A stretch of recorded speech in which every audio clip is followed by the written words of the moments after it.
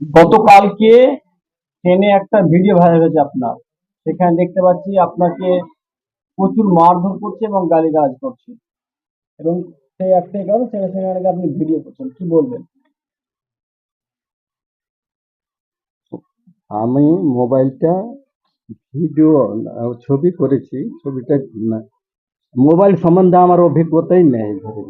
হ্যাঁ, তো আমি ও নিয়ে আমার কার সাথে কথা বলছিল জানি না। তো আমার মোবাইল দিয়ে দেখে আমাকে বলছে যে, কি করছেন কি করছেন, এই করে টর্চার করতে লাগলো। তো আমার মোবাইলটা কেড়ে নিল, কেড়ে কাচাড় মেরে দিল। কাচাড় মেরে দিল। আমি বললাম, কি হয়েছে ম্যাডাম বলুন। বললে, ভিডিও করছো ভিডিও। আমি বললাম, ভিডিও করলে তো আপনাকে বলতাম। ঠিক আছে, আর ভিডিও করলে তো আপনার ফেস প্রচুর করতাম। হ্যাঁ, পুরোটাই। আপনাকে তো আমি ডাইরেক্ট দেখতে পাচ্ছি, আপনার ভিডিও করে আমি করবো কি? তো কিছু মানলো না। আরপিএফ ডাকলো। আরপিএফ প্রচুর গালিগালাজ মারধর।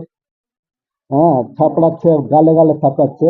আর তাকে যে ফোন করছে থেপড়েই যাচ্ছে, আমাকে কথা বলার কোনো সুযোগই দিচ্ছে না। তারপর কি হলো? তারপরে ও বললো যে, চল থানা চলে যাবো আরপিএফ কে। ফোন করলো, ফোন করে তো কথা বলছে, কার সাথে কথা বলছে, ভাষা তো বিশ্রী ভাষা। এখন হুম, আসুন এখানে আসুন। হ্যাঁ, এখন বুঝছে। জিআরপি অফিসে ফোন করে ডাকলো, জিআরপি কে। জিআরপি এলো, গেলাম। আমি, চলুন না, আমি কিছু কি করেছি, চলুন। আমি হয়তো ওখানে বললো, জিআরপি এত রিকোয়েস্ট করলো তবুও কেউ মানে জিআরপি দেরও রিকোয়েস্ট শুনছেন।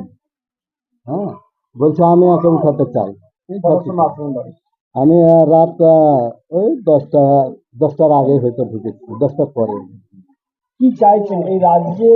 এইভাবে রাজ্য সরকার কি ভিডিও দেখতে পাচ্ছে এবং আপনার ভিডিও ট্যাগ করে ছেড়েছেন শুভেন্দু, রাজ্য বিরোধী দল নেতা শুভেন্দু অধিকারী, এবং তিনি মেয়েটাকে বাহবা দিয়েছেন, কি বলবেন? ওখানে আমি মানে দেখুন, আমার পার্শ্বে যারা ছিল, আমার তো মানে দাড়িতেই হয়ে গেছে সমস্যা। হ্যাঁ, আমি এমন কিছু করিনি, এই দাড়িটাই হয়ে গেল মূল কারণ। মানে আপনি মুসলিম। আপনার নাম, আমার নাম মাফিকুল ইসলাম। বাড়ি? বাড়ি তোফাপুর।